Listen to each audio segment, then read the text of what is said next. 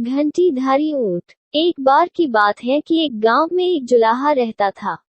वह बहुत गरीब था। उसकी शादी बचपन में ही हो गई थी। बीवी आने के बाद घर का खर्चा बना था। यही चिंता उसे खाए जाती। फिर गांव में अकाल भी पड़ा। लोग कंगाल हो गए। जुलाहे की आय एकदम खत्म हो गई। उसके पास शहर जाने के सिवा और कोई चारा न रहा। शहर में उसने कुछ महीने छोटे मोटे काम किए। थोड़ा सा पैसा अंटी में आ गया और गांव से खबर आने पर कि अकाल समाप्त हो गया है, वह गांव की ओर चल पड़ा। रास्ते में उसे एक जगह सड़क किनारे एक ऊंटनी नजर आई। ऊंटनी बीमार नजर आ रही थी और वह गर्भवती थी। उसे ऊंटनी पर दया आ गई। वह उसे अपने साथ अपने घर ले आया। घर में ऊंटनी को ठीक चारा व घास मिलने लगी तो वह पूरी तरह स्वस्थ हो गई और समय आने पर उसने एक स्वस्थ ऊंट बच्चे को जन्म दिया। ऊंट बच्चा उसके लिए बहुत भाग्यशाली साबित हुआ।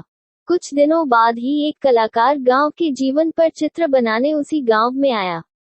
पेंटिंग के ब्रश बनाने के लिए वह जुलाहे के घर आकर ऊंट के बच्चे की दुम के बाल ले जाता।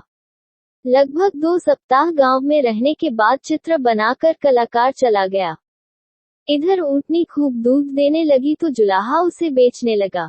एक दिन वह कलाकार गांव लौटा और जुलाहे को काफी सारे पैसे दे गया, क्योंकि कलाकार ने उन चित्रों से बहुत पुरस्कार जीते थे और उसके चित्र अच्छी कीमतों में बिके थे।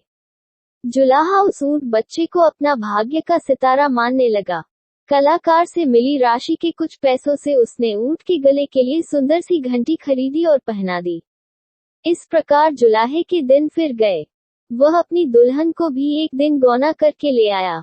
ऊंटों के जीवन में आने से जुलाहे के जीवन में जो सुख आया, उससे जुलाहे के दिल में इच्छा हुई कि जुलाहे का धंधा छोड़ क्यों न वह ऊंटों का व्यापारी ही बन जाए।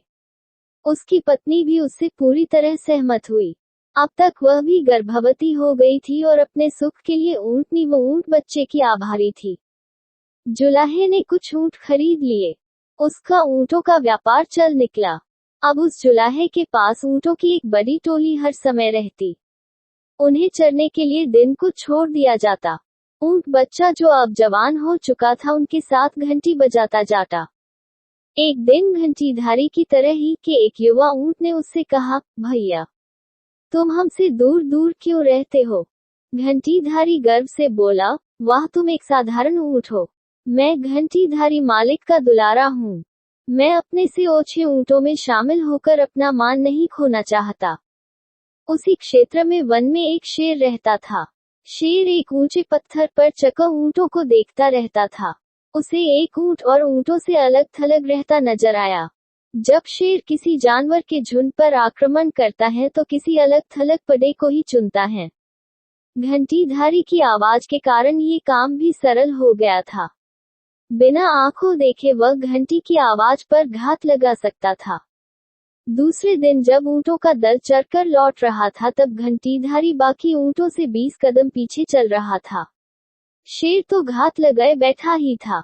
घंटी की आवाज को निशाना बनाकर वह दौड़ा और उसे मारकर जंगल में खींच ले गया। ऐसे घंटीधारी के अहंकार ने उसके जीवन की घंटी बजा दी। सीखा, जो स्वयं को ही सबसे श्रेष्ठ समझता है उसका अहंकार शीघ्र ही उसे ले डूबता है। अगर आपको वीडियो अच्छा लगा तो सब्सक्राइब करें और शेयर करें एजुकेशन स्टोरी।